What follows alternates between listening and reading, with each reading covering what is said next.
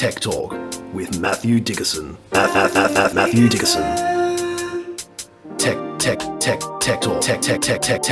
Talk. Sit back and relax. It's time to talk technology. Greetings, big idea thinkers, and welcome to another episode of Tech Talk with Matthew Dickerson, fresh out of the box. It's time to recline, just for 45 minutes or so, switch off from the workaday worries and drift into dreams of a brighter future. And here to moderate your meditation, emerging from the curtain is our digital swami. It's Matthew Dickerson. How are you, Matt? Well, speaking of meditation, speaking of hypnotic, speaking of mesmerising, this week I got to watch a 3D printer produce a building. And you were hypnotised by it. It was. Watching that, it took, depending on the temperature of the day, it was quite interesting. As it got colder, they had to slow it down a little bit. As it got a bit warmer, they could speed it up a little bit. It ended up going about 200 millimetres a second in a horizontal form as it was laying out the concrete. Sounds like a bit of an art form. It was a bit of an art form to do that part, but then watching it. So to do a whole loop around the entire building took it from 6 to maybe 11 minutes, depending on the temperature of the day. And just watching there, you go, oh, look at that. It looks cool. And then going around a corner, oh, I wonder how it's going to go this time. Oh, look at that. It did exactly the same thing. But the really cool part I thought about it was it had one little spot where it seemed like the print head on the printer itself actually got a bit of a wobble up. It was almost like it was coming home a bit too drunk, and it kind of just wobbled back and forth as it went along a little straight section. And then the next layer above that was just out of sync, as in the opposite wobble. So when you looked at it as the wall was being built, it looked like basket weaving. It was just a pattern they put into the wall that looked like concrete had been woven Not in quite and a out. kink, but just a little inconsistency. That's it. And It was brilliant. It just looked fantastic. But I really enjoyed watching. I know it sounds a bit sad, but I really enjoyed watching the process as it just kept laying out layer after layer after layer. So I've got a question for you. It's got to start from one point where it lays that first blob of concrete, right? And then after it's done a lap, it comes back to that. How does it not create a little lump at that start point? I'm concerned about you and I, James, because the first question I had for the guy, the great minds, yeah, was I said, so exactly that. How do you do it? Do you go around and then step up? So it's kind of got one spot in there that it's almost like this funny spot where it just steps up, or do you do it evenly? Now you could hide that little step up. In this particular case, the building was a toilet block, and you've got some internal parts of that where you don't see them externally, and it's basically where some of the surfaces are. So you could hide it away in that particular part. But what they do is they actually start off the first part from a very thin amount and then build it up over a metre or so that you don't really notice that first one there. And then as each layer comes around, it actually just slowly rises over that part of it. They still put it in the surface area, so you don't even see that small rise initially. If they've got a slab of concrete that's not quite square, that's not perfectly level, for example, they actually don't mind that, because then they can actually cater that to get their building perfectly level and use a slight slope that might be in the concrete slab. Now, I assume most slabs are pretty well level, so that probably doesn't apply that often. But, yeah, that was the first thing I thought of there, was that you'd have this big ugly part where it's just kind of like a little step up each lap around. But no, and so you can't really see. You'd have to go looking for it and have to know what you're looking for. You'd have to do that, but more to the point now, I was kind of looking there and I wanted a laser leveler just to sit there and take across the top to see if I could actually pick up any variation, because obviously as it goes around that whole length, it starts at one point and then by the time it gets back around, it's actually risen that. But you're talking about a rise of maybe 25 millimetres over the whole length of it, so you're not going to be able to pick that up with the eye. But all sorts of questions like that.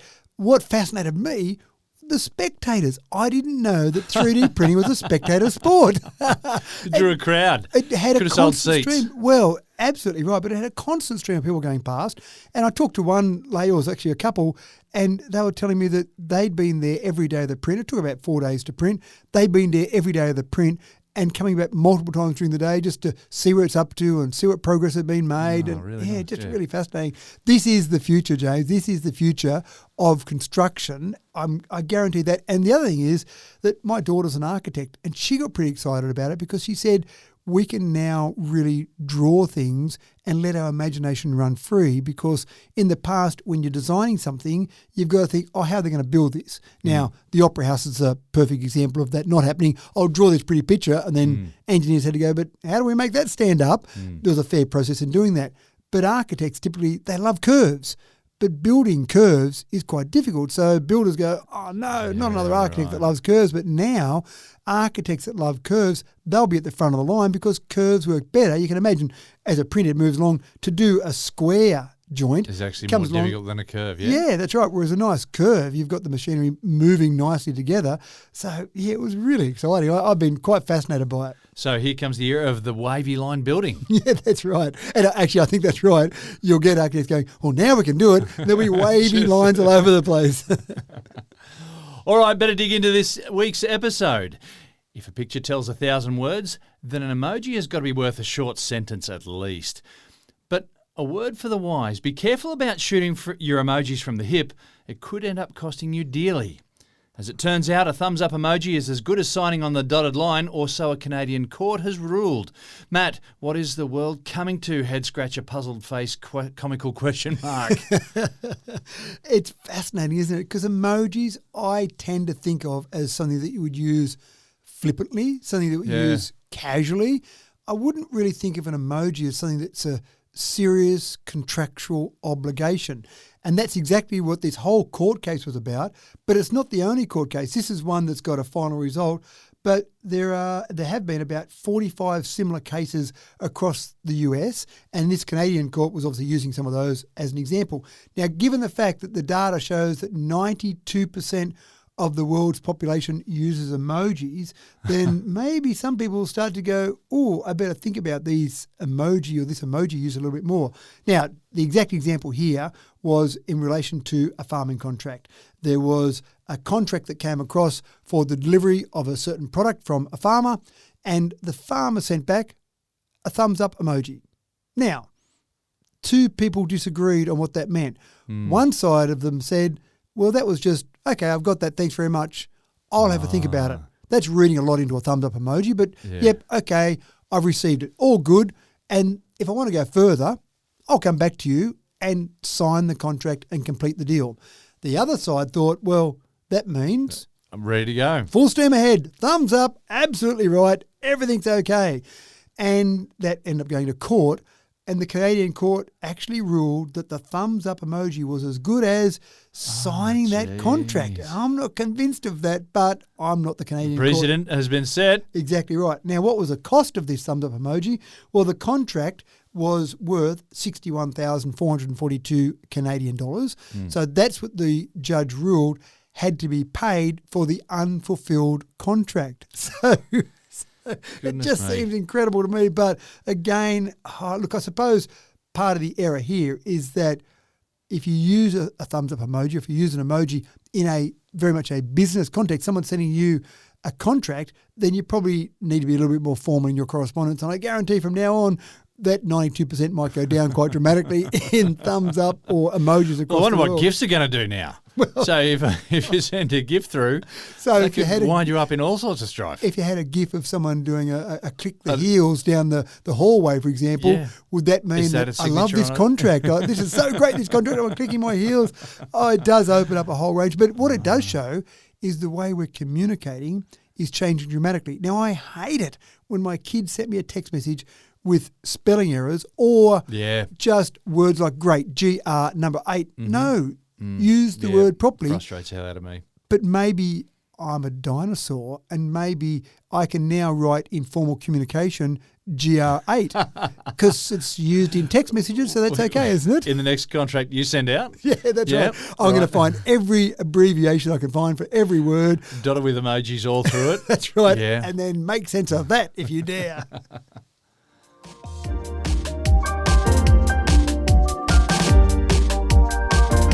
In a paperless society was an ideal projected about 20 years ago. The emailing revolution was going to cut environmental waste enormously. But as you probably know by now, emails come thick and fast in 2023, and you take a day off from checking them at your own peril. But the carbon cost of emailing is something that I never really thought about until now. Matt, apparently every time we hit send, we released a tiny fart of CO2 into the atmosphere. Is that right?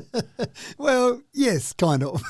All the infrastructure that's in place to support our email, you can break down to a per email basis. And I want to tell a quick story about a conference that I was at a couple of years ago now it was, but I was actually hosting a panel session at this conference. It was a technology conference. And we're talking about a range of things, and obviously we've discovered video conferencing now, and it's all wonderful.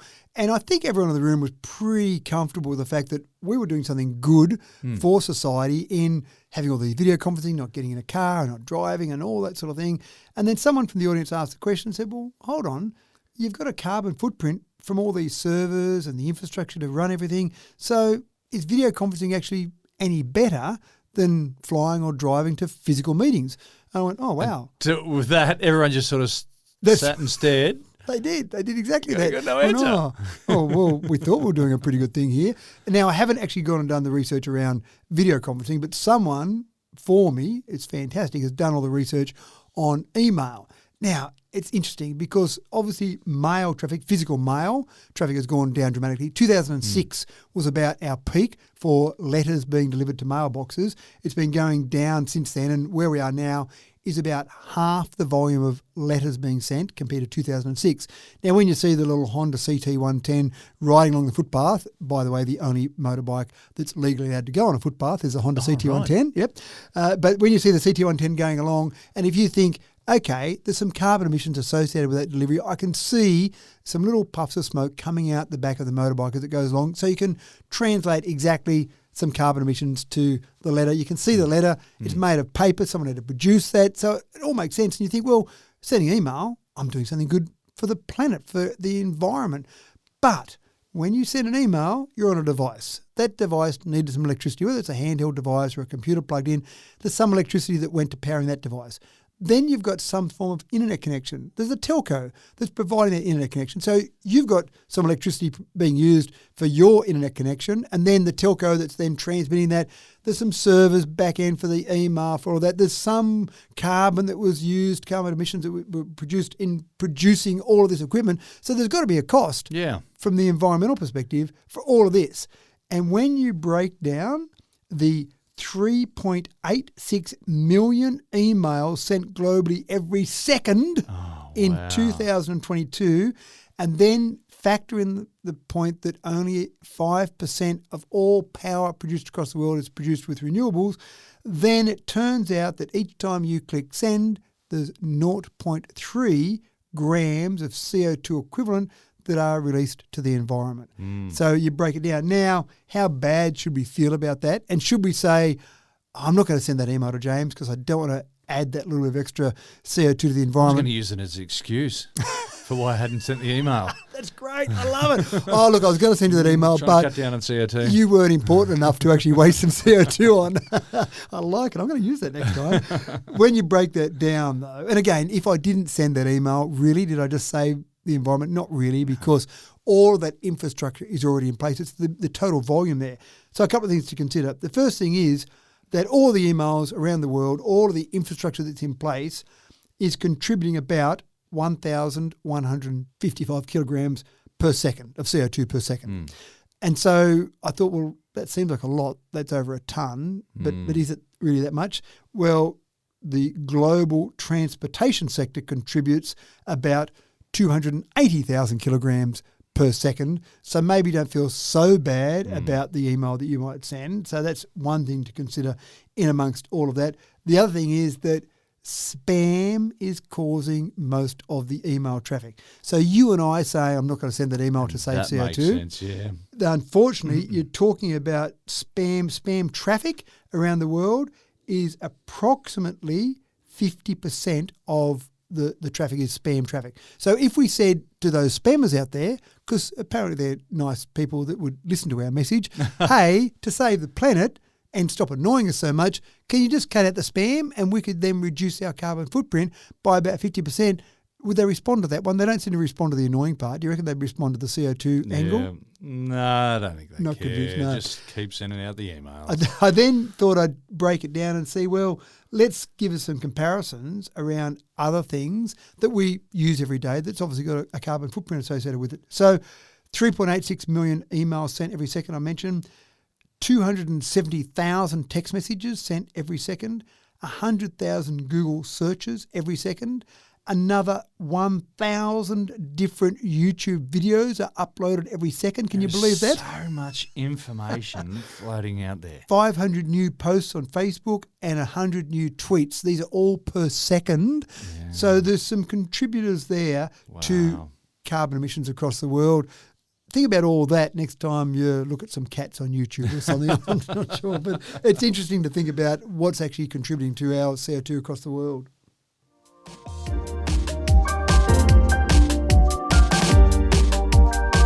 For about 40 years, solar cell technology has been developing steadily, but we've come to accept the theoretical limit of efficiency for solar cells, given our understanding of the technology, is about 30%. But not for the first time in physics, a real change has come about by totally reframing our thinking to a whole problem. And the 30% efficiency ceiling is about to be smashed. Matt, you've got to love science, don't you? Oh, you've got to love science. And we have talked about that. And as people are getting closer and closer to 30%, they go, wow, I'm almost at that theoretical limit of 30%. Now, my understanding of why it's 30% of the total energy that hits there is all about the wavelengths. The wavelengths that they can convert to electricity are within a certain band, and then when you break that down, you're saying, hey, of all the power, about 30% you could get there in a perfect world. I thought it was also something to do with the semiconductors they were using with PN junctions and whatnot, and the use of silicon. But anyway. Well, no, and that could be part of that. That could be related to the wave that hits that and then what they can do with it after it hits that. So there's some reasons that are good, solid reasons that physicists have come up with to say 30%, if you can reach 30%, you're going pretty well. And many solar panels are 24, 25%, that's going quite well, and you get ones that are getting closer and closer. But now, again, this is the thing where you talk about you love science. Someone said, well, have we ever thought about putting some sort of different layer over the top to maybe allow us to use some different wavelengths that hit it, and maybe that'll change those wavelengths or redirect those? What could we do? And so there's been some work done on exactly that. And effectively what they've come up with is, well, yes, we can now get past 30%. We can get up to, and there's two separate research projects that have been going that have coincidentally have hit the same sort of mark or the same sort of angle. One in Switzerland has been able to hit 31.2%, and over in Berlin they've managed to be able to get 32.5%. Now that doesn't sound like a lot initially, but it's actually quite significant. Well, to get past the theoretical maximum, any percent, 0.1% past the theoretical maximum, to me sounds impressive. But you're right, it doesn't sound like, well, you're getting a couple of percent over, big deal. But that's now. Yes, that's right. In the early stages. So what happens next? That's right. So what they've done is they've used, and help me if I've got this wrong, Perovskite. How's that sound for pronunciation? Sounds good to me. I've never used that word before. Okay, good. So we're going to go with Perovskite. I can get away with it then. I thought I might be picked up there. But so they've got a Perovskite silicon coating on top of a what would be called a traditional solar panel to be able to increase that efficiency level. So by doing that, they've been able to do that. Now, unfortunately, at this stage, they're not at the point of producing commercial sized and commercial volume solar panels. This is really in the laboratory over a small panel, but it all starts That's there. right. It's got to start somewhere. That's right. Now, I'm sure some developer out there, they're talking to some investor saying, well, if you can get over 30%, fantastic. I can go and resell solar panels to lots of people that have got them now. They might only have them old panels at 20%. Suddenly, you could actually go from 20 to 30%. That's a 50% increase in the amount of power you could produce out of the same surface area. That sounds like a pretty big win for the environment, and that sounds like a pretty big win when you start to talk about large-scale solar panels, solar installations out there. Yeah. So it is exciting. I know it sounds like very small amounts we're talking about, but when you start to look at all of the solar panels across the world, gee, I think that sounds like a huge change, a huge impact we could have from a very small change.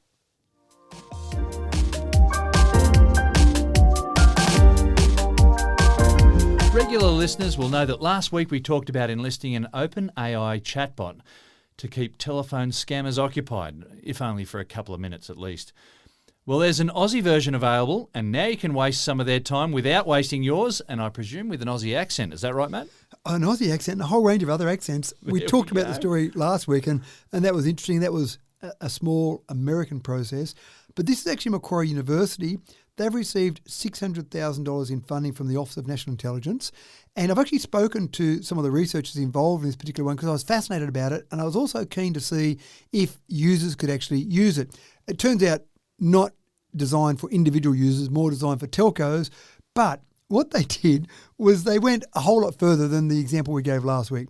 They first of all started off with looking at some YouTube videos of scam baiting. So sometimes you see a radio announcer, for example, receives a call from a scammer, records the whole conversation, and the radio announcer tries to string along the particular person. For entertainment purposes. For entertainment, that's right. And also to waste their time, what the heck. They found 110 hours worth of scam baiting videos that they used to do as a starting point for training. What sort of things could they say to keep them on the line longer? What sort of things ended the call a bit quicker? Learn from that. So that was point one. Then they came up with 102 different AI personalities. They had different genders, different ages, different nationalities or different accents.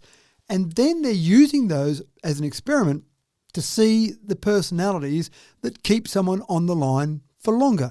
Does a male or a female keep them on the line longer, for example? Does someone who's older or younger? Does someone who's got a different accent? Put real work into this. Oh, absolutely. So they actually work with all of that to try and work out that, and they're still working on that at the moment. And then what they want to do is they want to take this information to the telcos. TPG has been the first one who's been very interested, but hopefully all the telcos might adopt something like this. It doesn't have to be this exact one. But the idea is that telcos, their solution so far has been, we'll block that number.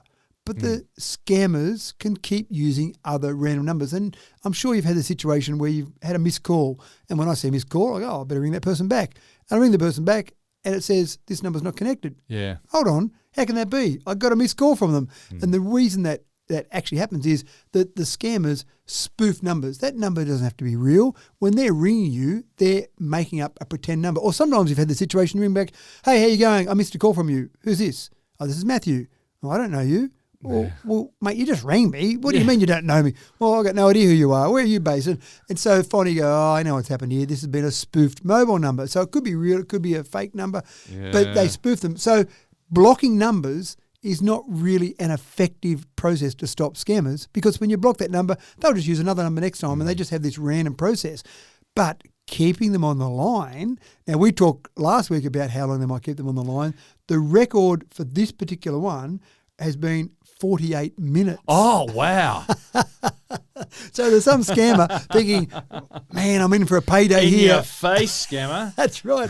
I've really got this person right where I want them. I'm going to make sure I really squeeze some money out of this person. That's 48 fantastic. minutes later, they finally hang up on them.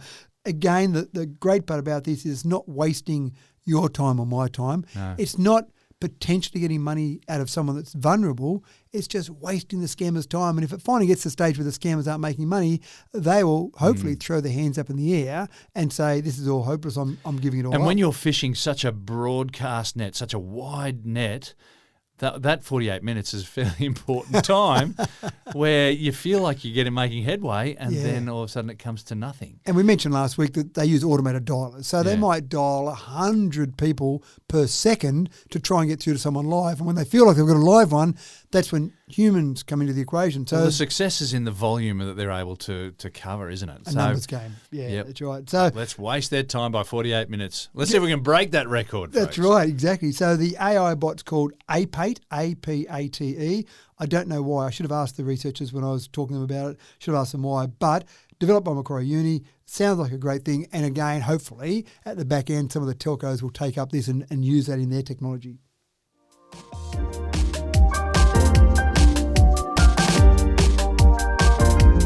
In what many may see as a sad indictment of the current situation in American schools, one high school in Santa Fe is enlisting the help of a Robo-Cop to support security measures. Matt has the details, and you have 15 seconds to comply. That's one of my favourite lines out of the original Robo-Cop movie. It does sound a bit like that, doesn't it? I mean, it is sad, isn't it, that we have to talk about the fact that you're going to have security The guards fact for that a they've got start. security guards to Yeah. start off with, but that's that's old news. They've had security guards in schools for a long time. And one of the problems is that schools have to pay security guards, obviously. And so that means that you can't have as many resources for your education. School should be a great place for education, but some of their budget has to go towards security guards. When we talk about a Robo-Cop, let's call it Robo-Cop, what the heck? When we call it a Robo-Cop, we're talking about a purchase price. Now, the purchase price for these, the ones they've got rolling out already, are around $60,000 to $70,000. So you might say that might be a wage of a security guard for a year. So after a year, you're probably in front. But I think you're in front in a whole range of other ways as well. You end up with something, a robotic device that looks and feels humanoid in some ways, but with lots of advantages. For a start, the height, they're talking about these about 1.7, 1.8 metres tall, so about the same size as a human, about 180 kilograms, so a bit heavier than a human, but you want that bulk because you might want this to take action. Then they set it up with a 360-degree camera on the top.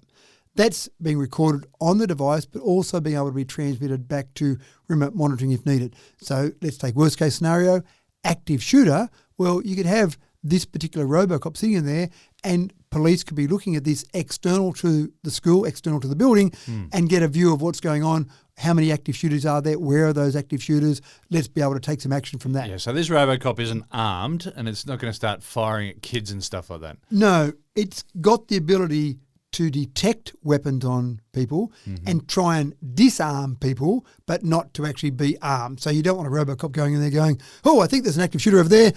Let's start going for it. And then, This is a bad movie, everyone. But yeah, sounds like a bad keep movie. going, yeah. But yeah, so you can scan people as they come in. So as kids come into school, they're looking for something on their body. They're not doing an X-ray scan per se, but they're looking for certain bulges. A gun might be tucked down in a back pocket, for example, or a knife. So it can detect that and then again alert authorities. It's really designed to alert. It's really designed to say there's something wrong here, there's something different. One of the ones I really liked is that using AI detects and learns the school's usual activity. Okay, 11 a.m, a school bell goes. I know I'm going to have some kids in these corridors at that time. 11:05, they're in class again.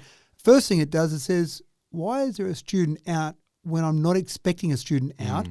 And then looking at the behaviour. Does that student seem anxious, aggressive? Is there some change in the behaviour in the way they're walking, for example? Because, again, I'd imagine if you're about to go and be an active shooter, you're probably not just calm and relaxed. You probably would be a little bit tense in the way you walk.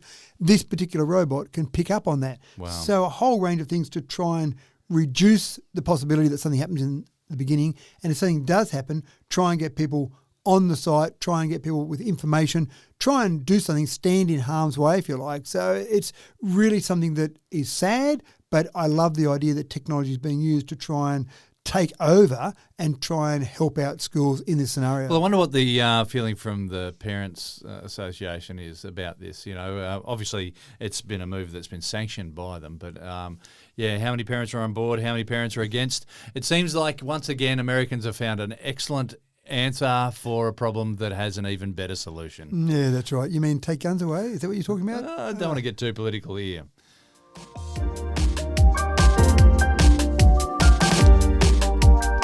The use of mannequins in medical training is not a new concept by any stretch, but in 2023 we've come a long way from lifeless plastic and rubber dummies. At Swindon College in the UK, the undergrad health professionals of tomorrow will train on mannequins that are quite a bit more responsive thanks to some clever modern robotics. Matt, slightly less messy, but not far from the real thing from what I gather. Well, I actually spoke to a doctor, this is months ago now, and he said at the beginning of his medical training, they were allocated a cadaver. Well, yeah, that's what I thought happens in medical training. That's right. Is they just bring out a bag of heads, a bag of torsos. And guess what we're doing today in our anatomy lesson? It's just... Well, yep. This doctor said that when he started, he was allocated one body that was his for his medical degree. Oh, for the whole medical degree. So when it was time to work on heads, you'd go and get your head, essentially. Yeah, when it was time to work on chest, you'd go and get your body and work through it. So that was your friend for the next years of your medical degree. But it's expensive and, not... And how do you access those bodies? Well, that's the kind of besides part the of it. black market. Well, no, they do have I'm sure they're not going to the black market and buying them. All those doctors out there were not accusing you of going to the black market to buy a body, but you've got to rely on people donating a body to medical science. Yeah. So it's a bit clumsy, a bit difficult, and it's still, you've got young medical students working on a real live, not Well, live. yeah, but I've always body. thought to myself that it's a fairly grotesque way of doing it, but I want any doctor that's working on me to have seen the real thing, yeah? That's right, to play around with someone else first, please. So it is an interesting process.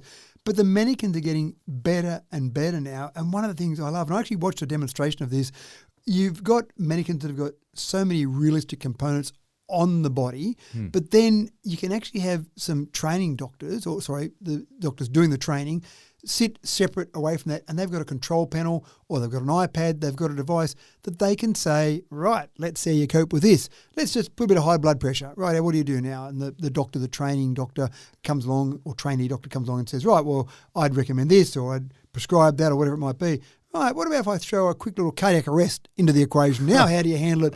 And so the doctors who are doing the training say, we have some fun sometimes. We actually introduce things to these mannequins that aren't normal, that things that don't really happen to humans, and see how the students cope with that. Put them under extreme stress, put them under situations that they haven't trained for, they haven't read in Well, these textbooks. mannequins I read, they scream and cry and stuff. Exactly right. And they actually even give birth. And again, imagine that process where you're going, right, now you want to be a doctor and we're just going to take you to a birthing room. And do you mind, madam, that we just have a trainee doctor, watch job at that stage, the mother goes, I don't care what's going on, just get this baby out of me.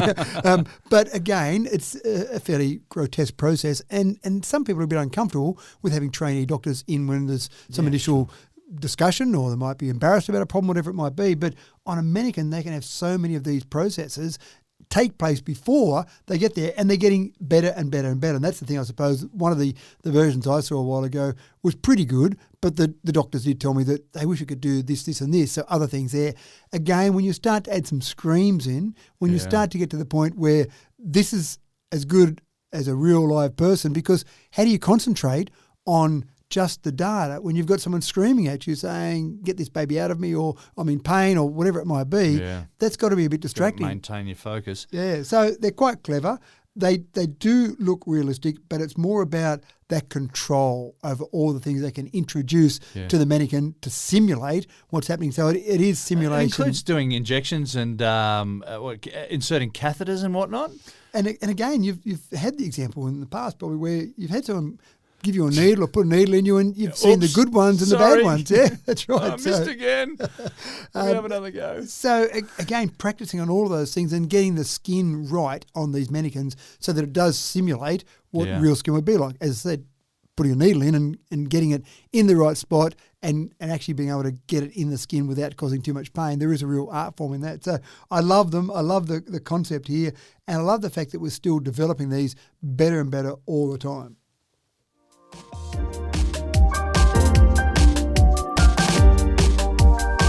A revolutionary element of special effects in the movies came with the invention of the green screen. From the safety and convenience of a studio, actors can be placed in any situation that a director can dream up, given a little editing magic later on. Well, movie fans, it's time for an upgrade, and the good people at Netflix are improving the process further with Magenta screen technology. Matt, this is going to speed up the process and improve the quality, am I right? It will, both of those. And of course, Magenta is not a name you throw around very often, except about toner cartridges. You often say, where's the magenta? That's what I thought of immediately. Yeah, that's right. What happens normally, obviously, in a green screen is you have some green in the background, and then actors do whatever they're doing there. Might be some action sequence that's supposedly on top of a plane or whatever it might be. And, of course, everyone knows it's not happening, but it looks Falling pretty good. from the Nakatomi building. Yeah, all those sort of things. And the problem, of course, is that if you've got any green on you, suddenly that part becomes transparent because it's set up when you're doing your editing to remove any of that green from there. So actors have got to be very careful.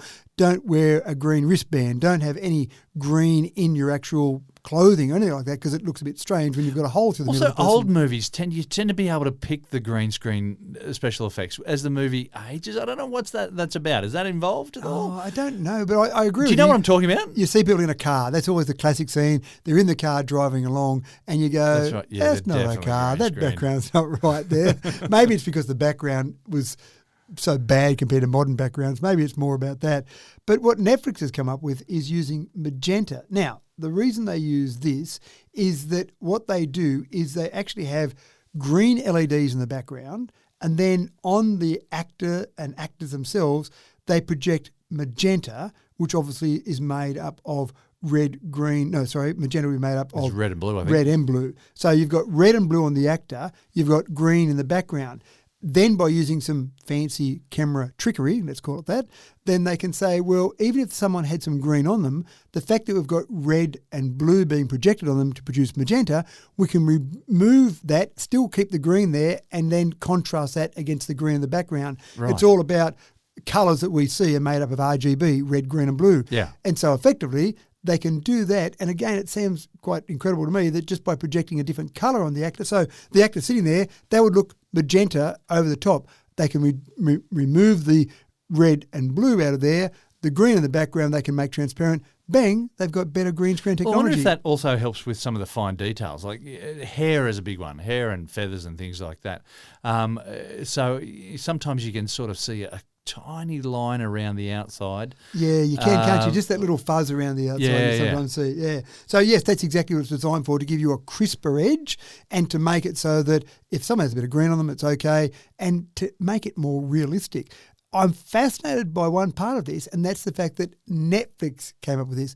Not MGM, not Warner Brothers, but Netflix. And it gives you an idea, doesn't it, just how big Netflix is getting. And how hard Netflix are working. Yeah, to get the whole movie game exclusive to Netflix. I mean, it used to be that people would watch Netflix for some old shows, old TV shows, old movies, but now all of these different streaming services, new content, original content seems to be the secret there. So the fact that they're presenting this or they're producing this, I think is actually quite fascinating. That's probably a bigger part of the story than the actual technology behind it.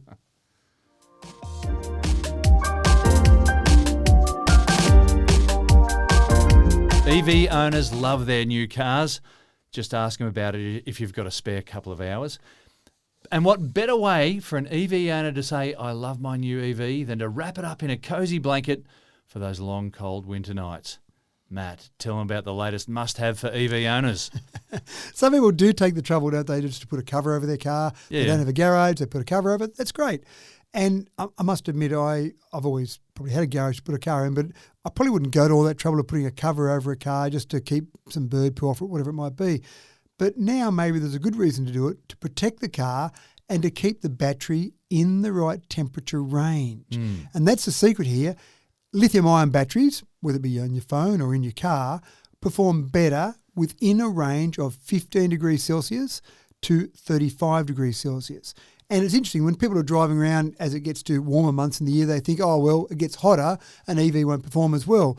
Well, it will, as long as you don't get over 35 degrees Celsius. So it's actually better than in colder climates. And that's where they see the real drop-off in EV performance, when you get down to those freezing temperatures. Now, if you can have a way of keeping the battery within that range, that will perform better. But do you want to use energy from the battery to keep the temperature range of the battery in the range? Do you get enough advantage out of using extra energy to keep the temperature range right, as opposed to what you lose in performance? And in some cases, yes, you might. In some cases, no. But if you had a blanket that you put over it that actually used or was passive and was an insulator, then that sounds like it makes sense. Now, you can't leave it on while you're driving, obviously. You put the blanket on while you got the car overnight or in the heat of the day. And so what they found with this particular blanket is it could reduce the vehicle temperature by 8 degrees Celsius on a hot day, and it could increase the temperature of the battery by 7 degrees Celsius on a cold night. That sounds like not a bad solution. So, for example, if your temperature overnight got down to, say, 8 degrees Celsius, then this blanket would keep it at 15 degrees Celsius. Therefore, you're in that ideal range, and the same on the other side of the spectrum. So, again, people are coming up with different solutions. I never thought of putting a blanket on an EV to keep the battery within the right temperature range, but when you think about it, you go, well, it makes sense. It protects the car and keeps the battery right. Sounds like a pretty good solution.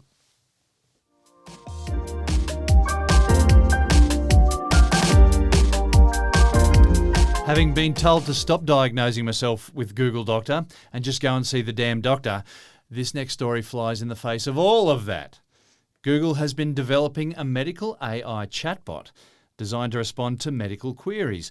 It's being tested by some notable medical clinics in the US. And Matt, is this going to replace our trip to the GP? Who told you to stop using Dr. Google? What sort of advice was that? You're right. People do use Dr. Google, and they do have every random bit of information on the internet come back to them as a solution. I've got a lump on my leg here. What should I do about it? Turns out you got tuberculosis. That's obviously, it always goes to the extreme, doesn't it? But it's not a good idea to use Dr. Google for serious medical issues that you want to get properly diagnosed. It might be, my arm's sore after a run, what should I do? You might get some initial information, but sure, go and see some professionals.